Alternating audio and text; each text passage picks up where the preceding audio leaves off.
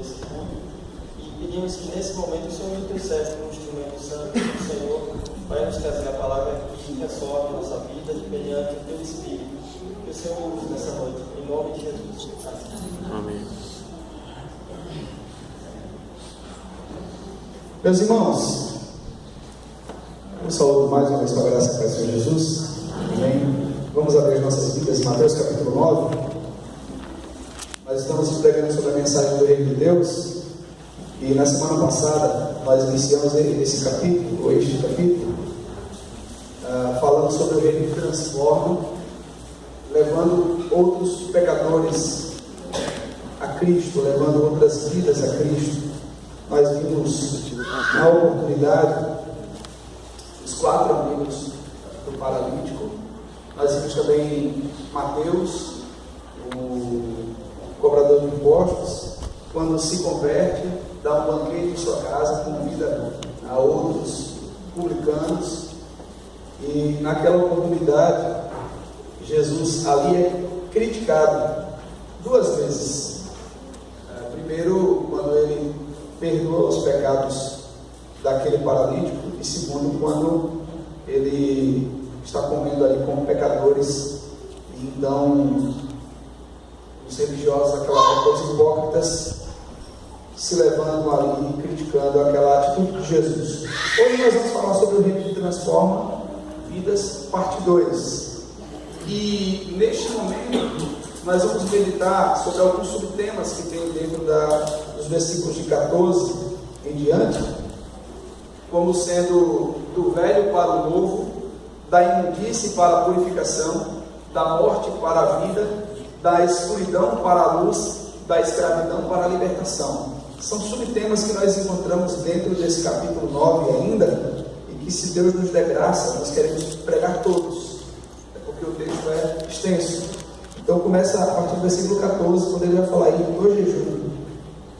Diz o texto sagrado: vieram depois os discípulos de João e lhe perguntaram: por que jejuamos nós e os fariseus muitas vezes, e teus discípulos não jejuam? Respondeu-lhes Jesus: podem acaso estar tristes os convidados para o casamento enquanto o noivo está com eles? Dias virão, contudo, em que lhes será tirado o noivo, e nesses dias vão jejuar. Ninguém põe remendo de pano novo em veste velha, porque o remendo tira a parte da veste e fica maior a rotura. Nem se põe vinho novo em odres velhos, do contrário, rompem-se os odres, derrama-se o vinho e os odres se perdem, mas põe-se vinho novo em odres novos, e ambos se conservam. Enquanto estas coisas lhes dizia, eis que um chefe, aproximando-se, o adorou e disse: minha filha faleceu agora mesmo, mas vem e impõe a mão sobre ela e viverá. E Jesus, levantando-se, o seguia, e também os seus discípulos. E eis que uma mulher, que durante 12 anos vinha padecendo de uma hemorragia, veio por trás dele e lhe tocou na orla da veste, porque dizia consigo mesma: se eu apenas lhe tocar a veste, ficarei curada. E Jesus, voltando-se e vendo-a, disse: tenha ânimo, filha, a tua fé te salvou. E desde aquele instante a mulher ficou sã. Tendo Jesus chegado à casa do chefe, e vendo os tocadores de flauta e o povo no alvoroço, disse: retirai-vos, porque não está morta a menina, mas dorme. E riam-se dele. Mas afastando o povo, entrou Jesus, tomou a menina pela mão, e ela se levantou. E a fama deste acontecimento correu por toda aquela terra. Partindo Jesus dali, seguiam-no 2 cegos, clamando: tem compaixão de nós, filho de Davi. Tendo ele entrado em casa, aproximaram-se os cegos, e Jesus lhes perguntou: credes que eu posso fazer isto? Responderam-lhe: sim, Senhor. Então lhes tocou os olhos, dizendo: faça-se-vos conforme a vossa fé. E abriram-se-lhes os olhos. Jesus, porém, os advertiu severamente, dizendo: acautelai-vos de que ninguém os saiba. Saindo eles, porém, divulgaram-lhe a fama por toda aquela terra. Ao retirarem-se eles, foi-lhe trazido um mudo endemoniado, e expelido o demônio falou o mudo.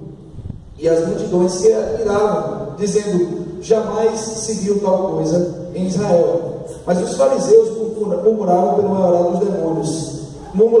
Pelo maioral dos demônios é que expele os demônios. Jesus ia por toda parte, fazendo bem a seara e os trabalhadores. E percorria Jesus todas as cidades e os povoados, ensinando nas sinagogas, pregando o evangelho do reino e curando toda sorte de doenças e enfermidades.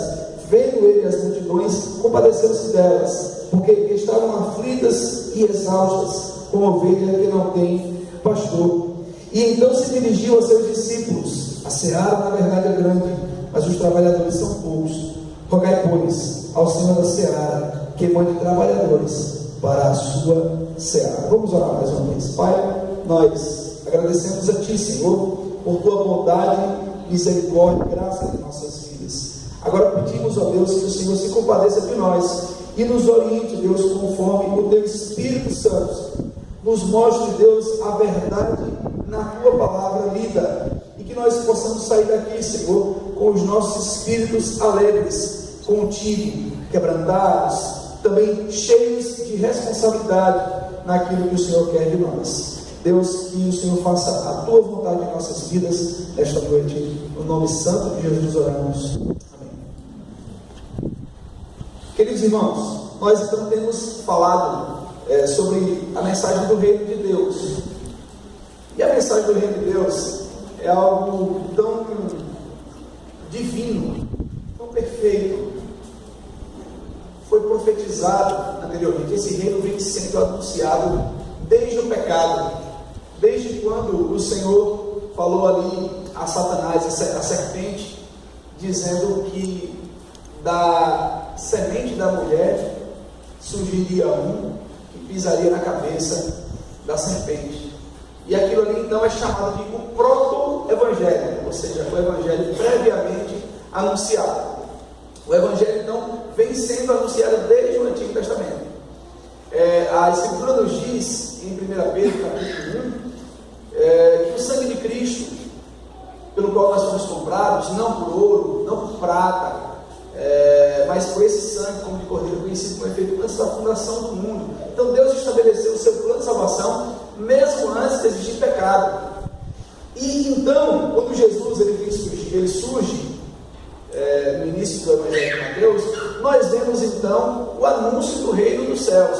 João Batista anuncia, Jesus anuncia. Então nós temos visto essa mensagem em todo o Evangelho de São Mateus.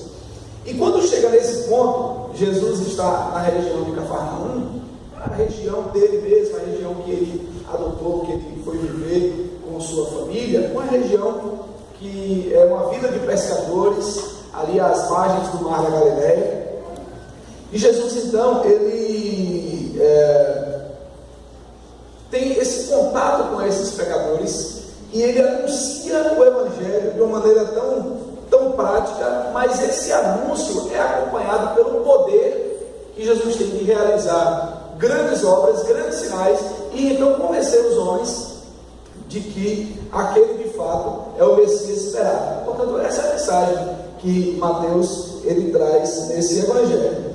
Então, como nós falamos, nós vemos vários subtemas dentro disso aqui. É lógico que esses subtítulos que nós encontramos, eles foram colocados para facilitar a nossa compreensão, o nosso entendimento do momento, e nós temos os princípios em cada um deles, do velho para o novo, e Jesus ele vai explicar. Imediatamente esse momento do jejum está acontecendo na casa de Levi, na casa de Mateus. Quando nós observamos a continuidade do texto, capítulo 9, está havendo um banquete, está havendo um jantar, está havendo comida, está havendo festa, na casa de um traidor da pátria, que era um publicano, que era considerado pelos judeus como esse traidor. E então, depois dos religiosos, chegam aqueles que são discípulos de João e estavam seguindo a Jesus também. E de repente, esses discípulos fazem a pergunta, versículo 14 vai dizer, vieram depois. Então, o primeiro momento de acusar padronização é feito pelos religiosos, é feito pelos escribas. E o segundo momento é feito por seguidores. Veja que também existem seguidores de Jesus, porque esses foram direcionados por João para seguirem a Jesus, né? João preparou o caminho para que Jesus, então, conduzisse agora os seus discípulos. E agora, nós percebemos que os próprios discípulos, seguidores, estão criticando Jesus. Queridos irmãos, a coisa mais comum é nós vermos pessoas tentando ser mais espirituais do que outras. Coisa mais comum, isso é normal. Isso sempre existiu.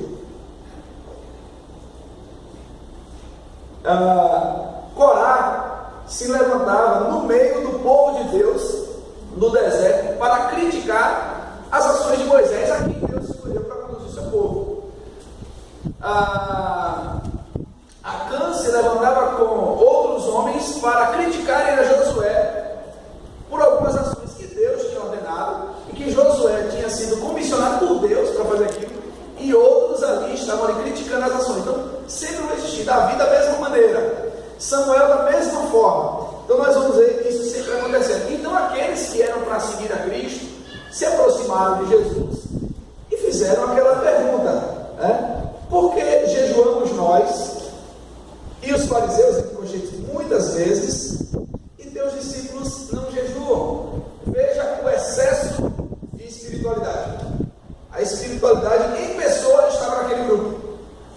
Pessoas que estavam andando com Jesus, vendo os milagres que Jesus fazia, vendo as grandes obras que o Senhor realizava, inclusive viram demônios confessarem que Jesus é o Filho do Altíssimo. Agora estão perguntando a Jesus por que os discípulos dele não estavam jejuando. Ou seja, por que os teus discípulos são menos espirituais do que os discípulos dos fariseus e do que os discípulos de João? E uma pergunta interessante: se Jesus Cristo é o Messias, se ele é o Filho de Deus, por que há menos espiritualidade dos discípulos dele? E é interessante a gente pensar que havia uma grande disputa desde os tempos que João estava conduzindo aquele povo entre os discípulos dos fariseus e os discípulos de João. Eles estavam sempre disputando sobre essa questão de espiritualidade, né? Os fariseus, eles reclamavam das atitudes de João, e João, em contrapartida, combatia as atitudes dos fariseus e dos seus seguidores. E agora, os discípulos de João se colocam num grupo de espiritualidade maior do que os discípulos de Jesus. A gente percebe que enquanto João direciona esses homens a seguirem Jesus, eles mesmos fazem a facção naquele grupo de seguidores, porque eles estavam seguindo Jesus. O que aparenta, segundo o texto, é que os discípulos de João chegaram um pouco atrasados. Dá-se a entender rapidamente isso, né? Quando ele diz assim, depois os discípulos de João me perguntaram. Parece que eles não estavam entendendo, ou eles chegaram depois. Mas o fato é, eles estavam ali. Eles já estavam vendo Jesus comendo com pecadores, e até então eles não são contra. Porque eles sabiam que os pecadores, assim como João dizia, arrependam-se. Endireitem o caminho de vocês. Então aqueles pecadores que os fariseus não admitiam, estavam comendo com Jesus, ou Jesus estava comendo com eles. Para os fariseus que fizeram esse escândalo, porque os fariseus eram ultranacionalistas, sempre muito voltados para a religião, sempre muito voltados para a fé. Já os discípulos de João não aceitavam que outros pecadores se achegassem, mas havia um problema. Peraí, por que os teus discípulos não estão jejuando? Nós jejuamos. Os discípulos do fariseu jejuam. E os teus discípulos? É interessante também pensar, do ponto de vista contextual, os fariseus, eles jejuavam muitas vezes durante o mês. Só que o jejum dos fariseus é o jejum combatido por Jesus em Mateus capítulo 6, porque eles se mostravam muito contristados. Eles desfiguravam o rosto para dizer que estavam jejuando. Eles faziam questão de demonstrar a espiritualidade deles. Talvez não seja essa a intenção dos discípulos de João, mas eles achavam estranho. Esse mestre só come, esse mestre só bebe com pecadores, esse mestre só festeja, esse mestre não para uma horinha para jejuar. E os seus discípulos também não. Os discípulos de João, de maneira disciplinar, eles jejuavam 2 vezes por semana. Os fariseus tentavam fazer isso mais vezes, mas os discípulos de João sabiam que era o suficiente jejuar 2 vezes. Os fariseus faziam isso muitas vezes, porque eles queriam se promover. E a grande questão é, por que os teus discípulos não jejuam? E Jesus ele usa 3 figuras de linguagem importantes nesse texto. A primeira é a do noivo. Ele diz, como é que pode eles jejuarem enquanto são convidados para uma festa, estando noivo com eles, e eles vão jejuar? O que Jesus está querendo dizer aqui é o seguinte: olha, eu estou presente. O fato de eu estar presente é o fato de ter alegria. E é interessante que onde Jesus chegava, havia um alvoroço de gente. Quando as curas e os milagres e os sinais eram feitos, as pessoas se alegravam. A tendência delas era festejarem. A tendência era glorificarem a Deus. A tendência era receberem Jesus com festa. Nosso irmão Danilo pregou aqui há 2 semanas falando sobre isso. E Jesus então ele vai mostrar que o jejum ele tem um outro aspecto bíblico importante sobre o jejum. Nós já pregamos aqui, falamos quando meditamos em Mateus capítulo 6, que o jejum ele tem vários significados importantes. Primeiro porque a lei ordenava, era obrigatório que se jejuasse no dia da expiação, naquele dia que era dedicado para o perdão dos pecados de toda a nação, de todo o povo. Aquele dia obrigatoriamente era o dia de jejum. Mas os demais dias eram voluntários, inclusive a lei incentivava. Nós vemos Neemias, nós vemos Daniel, nós vemos outros jejuando e orando, mas nada obrigatório. No dia do sacrifício era obrigatório. No dia do sacrifício toda a nação tinha que jejuar. Mas naquele dia, aliás, nos demais dias, era muito voluntário. E esses homens tornaram essa atitude muito religiosa, impulsiva, compulsória. Havia opressão para que houvesse jejum, para que acontecesse o jejum. E Jesus ele vai demonstrar, em relação à sua pessoa, um dos aspectos do jejum que nós sempre comentamos, além de desejar a presença do Pai, como nós vimos em Mateus capítulo 6, o jejum também reflete o desejo pela volta do Filho. Jesus diz assim: olha, vai chegar o dia que o noivo vai ser retirado, então eles têm que jejuar. Jejuar significa desejar uma obra perfeita de Deus em nós. Significa alimentar-se mais do Espírito, do Senhor, do Pai, do Filho, desejar a presença, desejar mais do Espírito em nós, desejar a vinda de Cristo em nós, desejar menos de nós em nós mesmos. Então Jesus está ensinando sobre isso. Vai chegar o tempo, irmãos, que quando nós jejuamos, nós desejamos do fundo do nosso coração a glorificação. O dia em que Deus definitivamente vai livrar os nossos corpos, a nossa natureza mortal, da corrupção do pecado. Já não mais haverá pecado em nós. Por quê? Porque Deus vai, de uma vez por todas, nos livrar desse fardo, nos livrar das nossas fraquezas. O incorruptível vai revestir o corruptível. O perfeito vai tomar definitivamente o imperfeito. E nós então seremos semelhantes a Ele.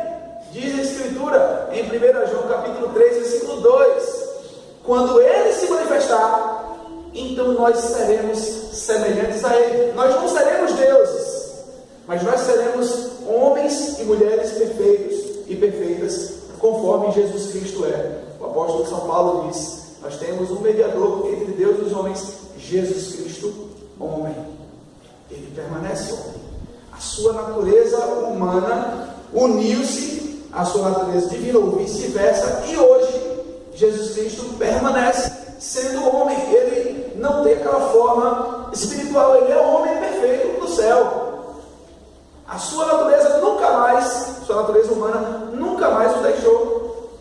Ele ressuscitou com o corpo glorificado. E nós, então, em semelhança a Ele, seremos transformados de glória em glória, diz a sua palavra.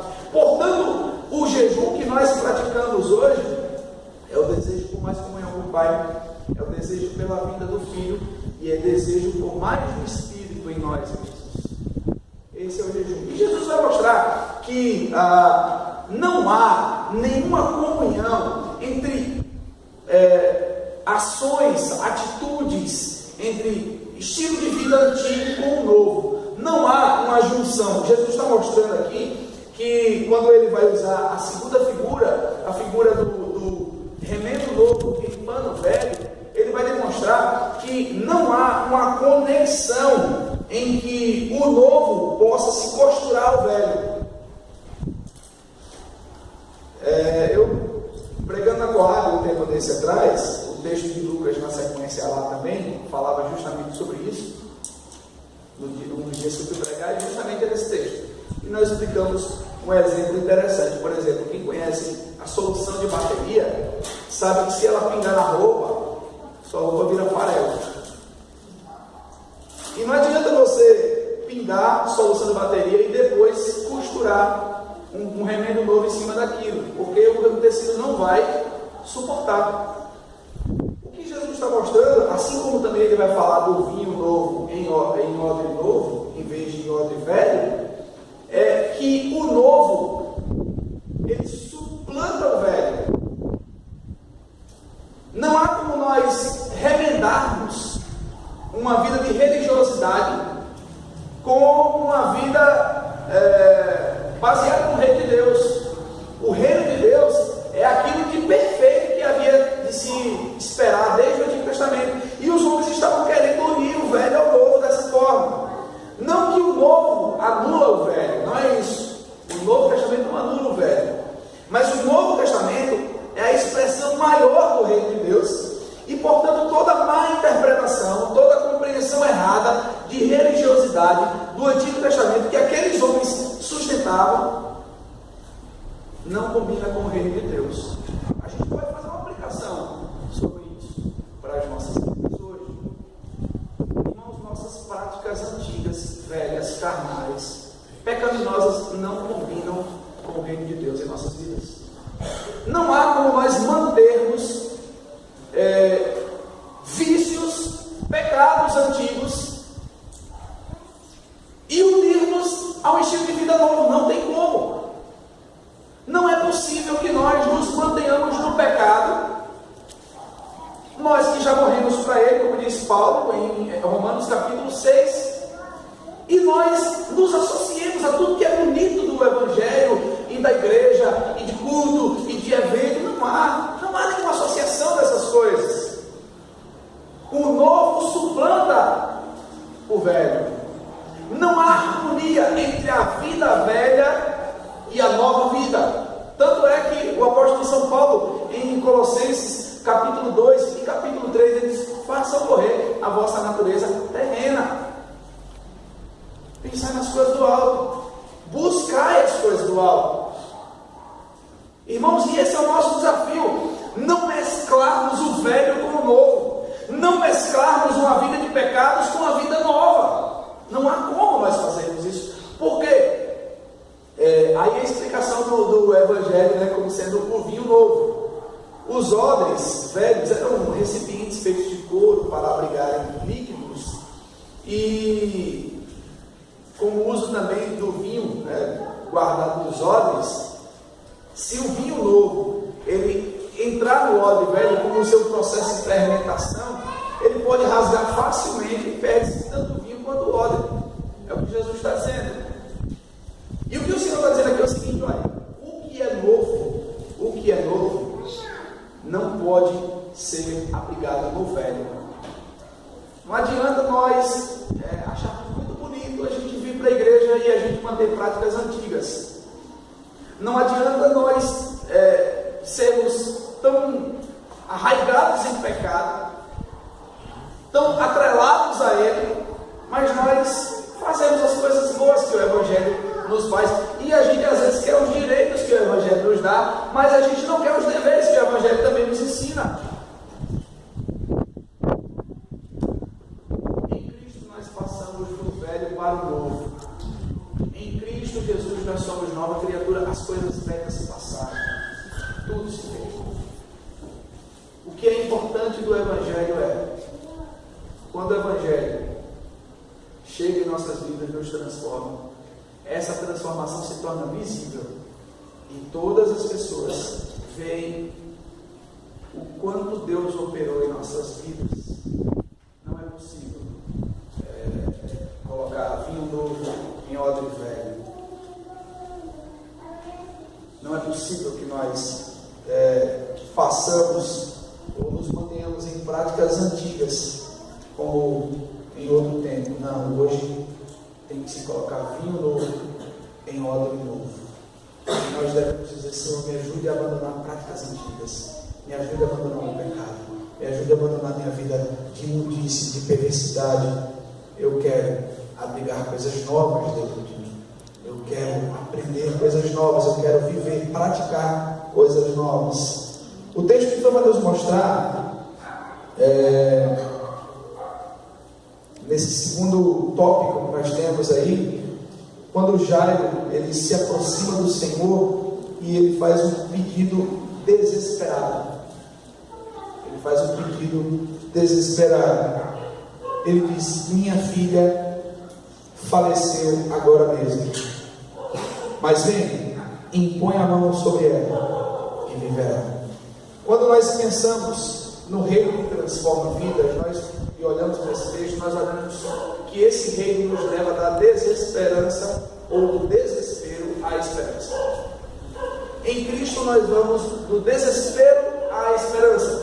E quem era Jairo? Se você parar para refletir um pouco quem era Jairo, você vai ver que Jairo era um homem importante na sinagoga, nas congregações judaicas que eram espalhadas pelo território da Judéia e outras cidades e locais de Israel. Então a sinagoga era um ponto de pregação, de leitura das escrituras, das profecias, que alimentava as pessoas com esperança do Messias. Jairo era um dos chefes daquela sinagoga. Se a gente for lá em Lucas capítulo 4, nós vamos ver que na mesma sinagoga, isso é importante, quando Jesus leu o texto de Isaías 61, o Espírito do Senhor Deus está sobre mim, porque me ungiu para pregar boas novas aos quebrantados e enviou-me. Ele foi expulso da sinagoga. E ele, quando ele terminou aquela leitura, ele disse assim: hoje essa profecia se cumpre. E aquela era uma profecia que seria dita, lida pelo Messias. E aqueles homens olharam para Jesus e falaram: esse homem aqui é filho de José. Nós conhecemos sua família. Então expulsam Jesus da sinagoga. Olha que coisa interessante. Agora Jairo vai à procura de Jesus e dizendo: mestre, pelo contrário, né? Aliás, não somente isso. Diz o texto que ele o adorou. A expressão para adoração é a mesma palavra que é usada para adoração para Deus na versão grega do Antigo Testamento. A expressão grega aqui é a mesma de adoração para Deus, é proskineo, que significa dobrar-se e beijar-se os pés. Quando o Salmo 2 diz que o Filho está vindo, o Filho de Deus está vindo, que os homens devem beijar os pés, é esse sentido de adoração. E esse homem que outrora poderia ser um daqueles que expulsaram a Jesus da sinagoga, agora está adorando a Jesus, agora está colocando em Jesus a sua confiança, acreditando que somente Ele pode ressuscitar sua filha. E nós vemos então, queridos irmãos, um homem que se humilha, um homem que outrora humilhou, expulsou, foi à oposição, se levanta contra. Agora esse homem vai até Jesus e ele diz: minha filha faleceu agora mesmo. Diferentemente, Lucas capítulo 5 Marcos capítulo 5 e Lucas capítulo 8 vão dizer que ela estava prestes a morrer, mas a versão de Mateus diz: minha filha faleceu. ela morreu. Por que os outros escreveram inferno? Possivelmente pelo fato de Jesus ter tranquilizado a família, dizendo: ela não morreu, ela dorme. Então eles vão acreditar possivelmente nisso. Mas Mateus estava com Jesus, e então os comentaristas vão dizer que é importante nós darmos essa ênfase na fala de Mateus, porque Mateus estava com ele. Logo no capítulo 10, Jesus vai escolher os seus discípulos e escolhe Mateus. Mateus, então, a partir dali para frente, estava andando com Jesus. Então, Jairo, ele vai de forma humilhante, humilhada, e diz assim: venha, vamos comigo até a minha casa. A minha filha morreu agora mesmo.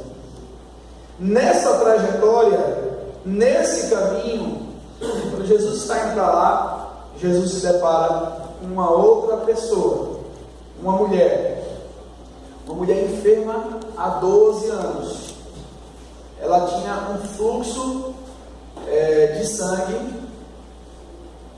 e aquilo, na visão de Lucas, Mateus não vai colocar, e na visão de Marcos, ela gastou todo o dinheiro dela. Ela gastou tudo o que ela tinha para se tratar. Imagine você o poder aquisitivo daquela mulher. Imagine você as condições financeiras que ela tinha, sua condição social como não era, porque para ficar 12 anos investindo financeiramente no seu tratamento, na sua cura, procurou todos os médicos, ninguém pôde fazer nada por ela. E é interessante quando nós olhamos para esse texto, e o princípio que nós entendemos aqui é da imundície para a purificação. Por quê? Porque a lei falava algo sobre os dias da mulher. Se você observar atentamente em Levítico capítulo 15, eu vou pedir que você abra rapidamente, Levítico capítulo 15, e eu quero ler com você a partir dos versos 25, do verso 25 até o verso 28. Os versos anteriores vão falar de dias normais das regras da mulher, dias normais do fluxo dela. Quem tocasse nela estaria sujo até o final da tarde, tinha que se lavar, tinha que oferecer sacrifício, coisa simples. Mas o lugar que ela se sentasse, que ela se deitasse, estava imundo. E aí, passado o dia do seu fluxo, os dias do seu fluxo, ela poderia voltar ao convívio, porque ela não poderia se aproximar de nada. Até o jarro que ela tocasse tinha que ser quebrado. Está escrito lá, aí, em Levítico capítulo 15. Os versículos de 25 a 28 vão nos mostrar se esse fluxo fosse constante, como era o fluxo dessa mulher. Então diz assim o versículo 25 até o versículo 28. Também a mulher, quando manar fluxo do seu sangue por muitos dias, fora do tempo da sua menstruação, ou quando tiver fluxo do sangue por mais tempo do que o costumado, todos os dias do fluxo será imunda, como nos dias da sua menstruação, como nos dias da sua menstruação. Toda cama sobre que se deitar durante os dias do seu fluxo servirá como a cama da sua menstruação. Se você olhar lá, você vai ver como é que é a cama da menstruação. E toda coisa sobre que se assentar será imunda, conforme a impureza da sua menstruação. Quem tocar estas será imundo. Ou seja, se você tocar na cama, se você tocar em qualquer coisa que ela tocar, você também é imundo. Portanto, levará as suas vestes, lavará as suas vestes, banhar-se-á em água e será imundo até a tarde. Quem tocar nela vai ser imundo só até a tarde, mas ela permanece imunda todos os dias da sua vida, enquanto ela tiver fluxo. Porém, quando lhe cessar o fluxo, então se contarão 7 dias, depois que encerrar, se contarão mais 7 dias, e depois será limpa. Veja como era rigoroso o negócio. Veja como o negócio era sério. E fazendo os cálculos, os irmãos já me ajudaram a fazer esse cálculo lá em Carina, a gente estava meditando também há um tempo atrás nesse texto. E se você multiplicar, sem contar os anos bissextos, 12 vezes 365 dá 4.365 380 dias. Essa mulher estava há 4.380 dias considerada impura. Sabe o que isso significava? Sua família tinha que se afastar dela. Seus filhos não podiam nem desejar feliz Dia das Mães, nem feliz aniversário. Isso significava que aquela mulher estava em uma ruína completa, financeira, porque ela gastou tudo, social e familiar, ela não podia se aproximar de ninguém, e cerimonial, essa mulher não podia se apresentar para oferecer uma oferta a Deus, porque até a oferta que ela levava era imunda. Veja a situação daquela mulher: enfermidade, sofrimento, medo da morte, gasto de dinheiro, imundície, afastamento, solidão, vida espiritual inexistente. Essa era a situação daquela mulher.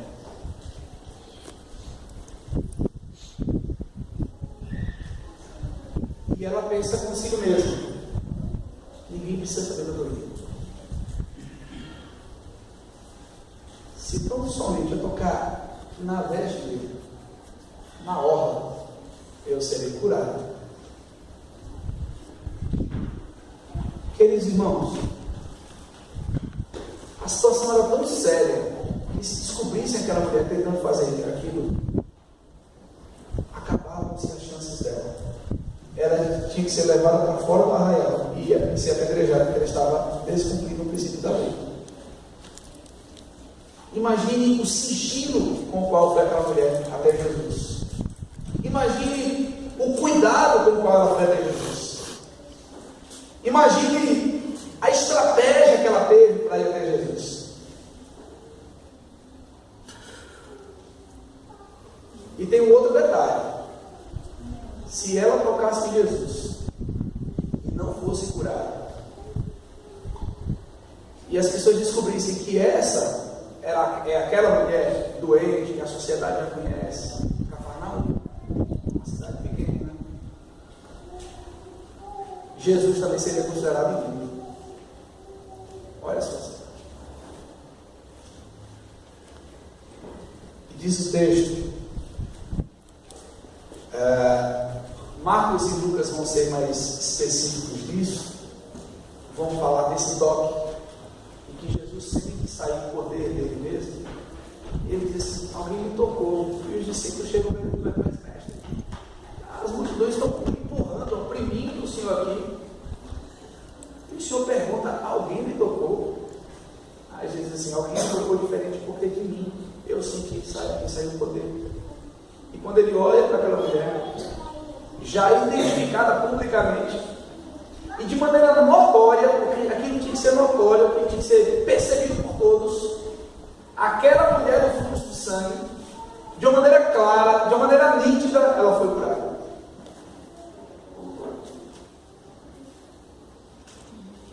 Tinha que ser evidente a cura dela, tinha que ser claro, porque todos sabiam quem ela era. Ela tinha que se aproximar de maneira secreta, e para que ficasse evidente, as palavras de Jesus, que Jesus a viu, acusavam aquela mulher de que ela era a mulher que há 12 anos sofria com o fluxo de sangue, que é a palavra imunda, que afastava todo mundo dela. 4.380 dias, 12 anos.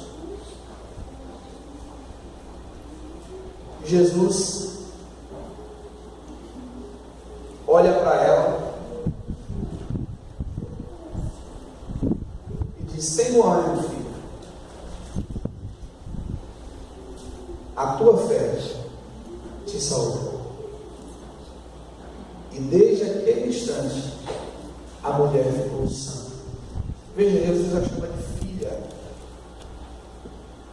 uma imunda perante a lei. Expressão muito forte. Perante a lei.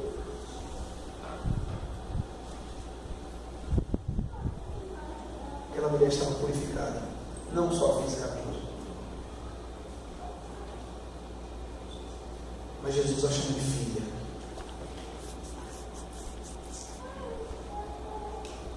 E aí entra aquela coisa que a gente falou no domingo passado sobre a fé. Sem entrar nos méritos da fé, a gente sabe que a fé é um dom de Deus, Deus coloca em nós a capacidade de crer. Mas é tão bonito porque o homem ele tem assim uma concepção natural de fé, ou ele tem a fé é inerente no ser humano, tanto é que o pecado acaba manchando a fé, e aí os homens começam a confundir as coisas e começam a adorar imagens, estátuas, animais, ratos, vaca, criam outros deuses nas suas imaginações, porque há no homem uma condição natural de crença na divindade, o senso da divindade, o sentimento pela divindade, que o servo de Deus chamava de senso divinitatis. E aquela mulher, ouvindo falar sobre Jesus, o Espírito Santo de Deus potencializa aquilo que é natural, porém pecaminoso, errôneo no ser humano, para direcionar a crença dela em Cristo, o Salvador, o Senhor. E ela então crê em Jesus. Uma mulher sofrida, porém determinada. E hoje nós estamos comemorando o Dia da Mulher Presbiteriana. E é importante que nós pensemos nisso. Mulheres presbiterianas, irmãs, sejam determinadas em buscarem a Cristo, em buscarem o Todo-Poderoso, em buscarem ao Senhor. São muitas as lutas, são muitas as dificuldades, são muitas as demandas, os medos que cada um de vocês tem. Às vezes parece que nada se resolve, que é o fim de tudo, que não existem mais recursos. Vão até o Mestre, vão até o Senhor, confiem nele, toquem pela fé no Senhor, ou seja, se esforcem, vão até Ele, busquem a sua face, busquem o seu favor. Não há impossíveis para o Senhor. A Escritura nos diz, Jesus diz em João capítulo 14, não se turbe o vosso coração, crede em Deus, ou seja, se lembre de quem Deus é, do seu poder, da sua glória, das suas realizações. Como Abacuque mesmo disse, eu tenho visto as tuas realizações e tenho ficado alarmado. Em algum momento Abacuque perde a esperança em Deus, mas depois ele se lembra do poder glorioso, grandioso de Deus, inclusive abalando todas as forças da natureza, todas as forças cósmicas. Ele é poderoso para isso. E Abacuque se lembra desse Deus. Aí Jesus chega para os discípulos e diz: crede em Deus, crede também em mim. Ou seja, vocês viram as obras que eu fiz, vocês viram o meu poder, vocês viram o que eu sou capaz de fazer, creiam em mim. Aquela mulher creu em Jesus. Olha, não tenho mais nada, não tenho mais dinheiro, não tenho mais família, não tenho mais condições nenhuma, não tenho mais amigos, não tenho ninguém por mim, a não ser esse Jesus. Se eu tão somente for até Ele e tocar nas suas vestes, eu serei curado. E foi aquela mulher a sua única solução, a sua última esperança. Ela foi até Cristo. Portanto, nós devemos refletir do desespero para a esperança, da imundície para a purificação. E essa mulher também traz para nós, irmãos, no sentido espiritual. Todo homem, semelhantemente àquela mulher que pela lei ela era maldita, todo homem é maldito porque pratica pecados, está impuro diante de Deus, sujo, corrompido.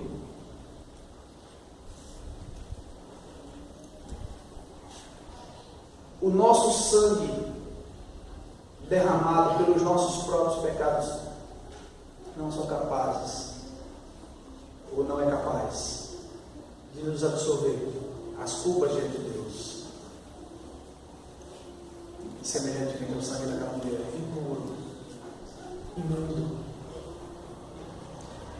Mas Cristo tomou a nossa imundícia e levou na cruz do Calvário e deu a nós a sua justiça, o perdão dos nossos pecados e a nossa purificação, para que nós pudéssemos viver agora para Ele. O bendito se tornou maldito por nós, o puro se tornou impuro, o santo se tornou em abominação por nossos pecados na cruz do Calvário. Cristo nos purifica da nossa imundície. Depois, queridos irmãos, nós vemos finalmente Jesus chegar até a casa de Jairo.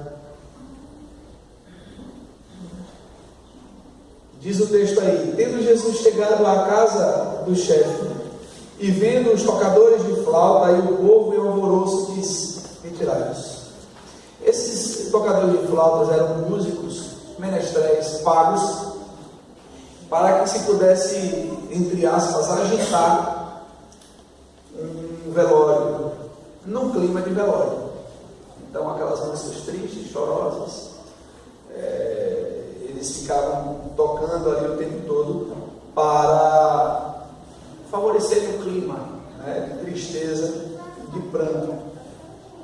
E Jesus, a primeira coisa que Jesus diz é o seguinte: retirai-os.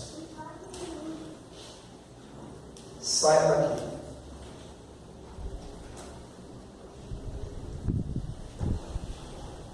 Cristo realmente estava disposto a mudar aquela realidade. O pranto, o sofrimento e a tristeza dão lugar à palavra de Cristo quando Ele diz: porque não está morta a menina, mas dorme. A situação era tão séria que os médicos, as pessoas responsáveis por saberem ali darem um aval, tinham constatado a morte dela. Mas Cristo, ele falava de uma maneira tão consciente de que aquilo para ele era como se de fato ela estivesse dormindo. E os homens riram dele. Veja que no momento de dor, no momento de tristeza, quando chega a esperança, as pessoas que estavam ali, em vez de se alegrarem, poxa, ele vem uma área, ele vem operar aqui, um milagre, porque todos sabiam que já tinha ido à procura de Jesus. E quando Jesus manda se retirarem aqueles homens, eles riem. Não havia ali o desejo de se congratular, de se alegrar. Eles apenas estavam sendo profissionais. E às vezes, irmãos, nós precisamos também refletir de uma maneira tão simples isso aqui. Às vezes a gente perde de se alegrar com os que se alegram. Às vezes a gente perde a oportunidade de chorar com os que choram. Às vezes a gente é muito técnico. Quando a gente se encontra com alguém que está numa situação triste, mas Deus vai ajudar, mas a gente não se sente parte daquela situação, não cria empatia, não se coloca dentro do sentimento que aquela pessoa está vivendo. A gente é apenas técnico, iguais àqueles homens que eram técnicos com o sofrimento e eram escarnecedores com a alegria que poderia proporcionar Jesus àquela família. Diz o versículo 25: mas afastando o povo, entrou Jesus, tomou a menina pela mão e ela se levantou. E a fama deste acontecimento correu por toda parte. O que é que nós podemos pensar nesse texto? Jairo, ele se submeteu à humilhação. E quantos de nós estamos realmente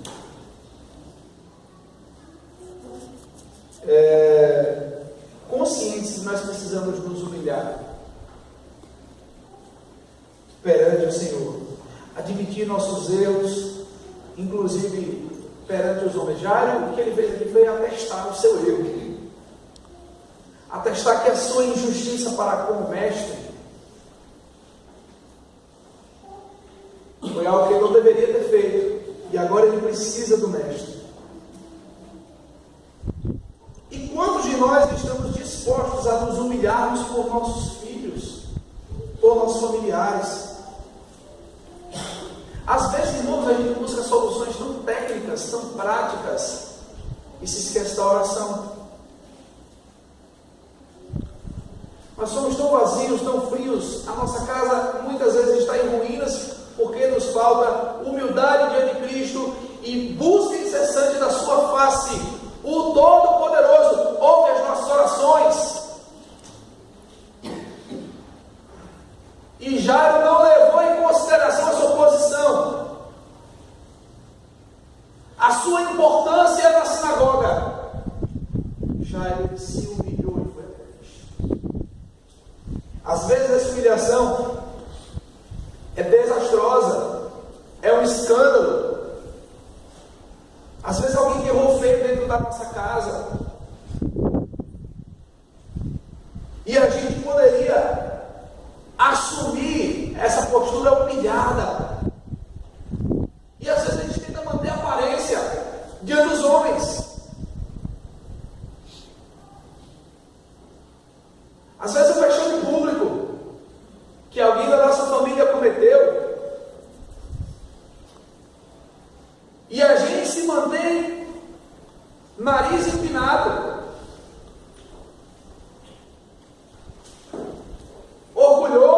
orgulhosa, em vez de admitirmos e irmos humilhados até Cristo e dizermos: Senhor, a minha casa está em ruína, meu marido fez isso, a minha esposa fez isso, o meu filho tem agido assim, a minha filha tem agido assim. Eu estou aqui humilhado, Senhor, diante de Ti, pedindo: Senhor, salve a minha casa, salve a minha filha, salve o meu filho, salve o meu marido, salve a minha esposa. Às vezes, para manter a aparência, a gente não faz nada disso.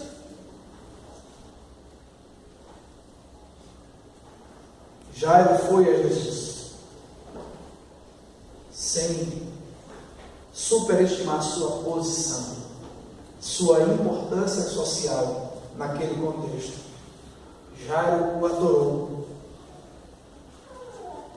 Jairo foi aquele que tem poder sobre a vida e a morte. Jairo foi o chefe da sinagoga, daquela classe que expulsou Jesus da sinagoga, agora volta humilhado, admitindo a necessidade que ele tem de Jesus. Aquele que expulsara Jesus da sinagoga, convida Jesus para a sua própria casa. Ele creu em Jesus, colocou para entrar na sua casa, e o milagre aconteceu. E a pergunta que nós fazemos, baseado nisso, é: o quanto de nossa posição não nos permite nos humilharmos perante Jesus? Mas não foi só perante Jesus, foi perante também os seus discípulos, foi perante os discípulos dos fariseus, os discípulos de João e toda a sociedade da época. Às vezes, irmãos, nós temos que parar de tentar manter nossa aparência, e não importa se isso vai ser notório publicamente, nós precisamos nos humilhar diante de Deus. Não importa na frente que você esteja, na presença de seja lá quem for, é necessário que nos humilhemos perante o Senhor e que admitamos a nossa necessidade dele, porque se não for assim, a nossa casa vai à falência, os nossos filhos vão para o precipício, a nossa condição vai para o buraco, e nós vamos até a cova.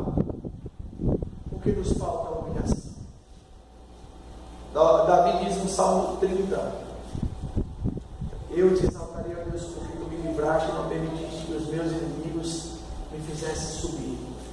Senhor, meu Deus, clamei a ti por socorro e tu me saraste. Da cova tu fizeste subir a minha alma. Trocaste o meu pano de saco. Oh, meu Deus, tem compaixão de mim. Se tu, Senhor, meu auxílio, converteste meu pranto em alegria. E ele começa a falar várias outras coisas para o Senhor. Ele se humilhou. Se ele não tivesse se humilhado, o Senhor não teria feito ele subir da cova. Nós precisamos nos humilhar diante de Cristo. Nós precisamos colocar a nossa vida, nossa casa diante do Senhor. Colocar as nossas condições financeiras, colocar os nossos negócios. E sabe o que é que nos acontece, irmãos? As nossas reuniões de oração são um fiasco. Nós não buscamos a face do Todo-Poderoso. Nós queremos recorrer a homens, a quem pode nos socorrer financeiramente. E nós nos esquecemos do Todo-Poderoso, daquele que não deixa de ouvir a nossa prece, a nossa oração.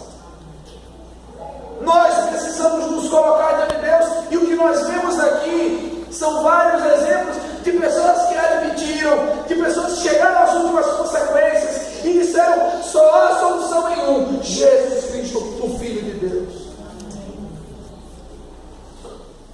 Nós hoje vamos parar por aqui, por conta do nosso tempo, mas eu quero desafiar você, nesta semana,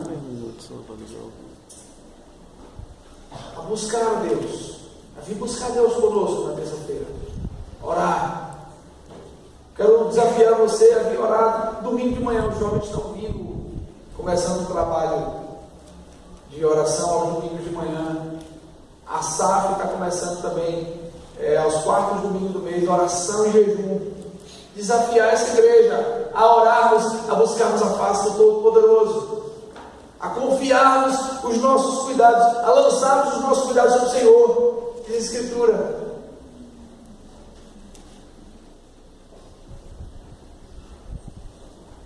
a nós provarmos que Deus é bom, como diz o Salmo 34:10, ó, provai que Deus é bom, ó, provai e vede que Deus é bom, bem-aventurados todos que nele se refugiam. Irmãos, vamos buscar a Deus. Vamos buscar a Deus, vamos nos humilhar perante a face do Altíssimo.